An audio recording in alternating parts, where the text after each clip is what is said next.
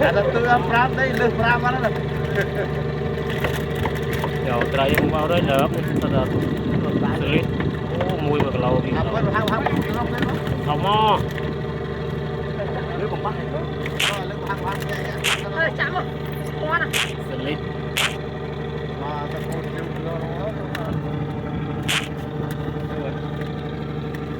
đây là nha ta đấy muốn tính mất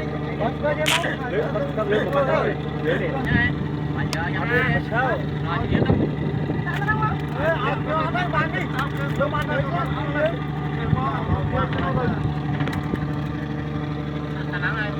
còn lớp group này mà dầu đau cái lầu hay cái lầu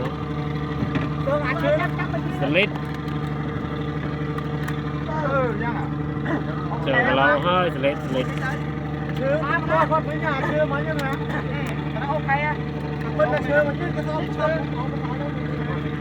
số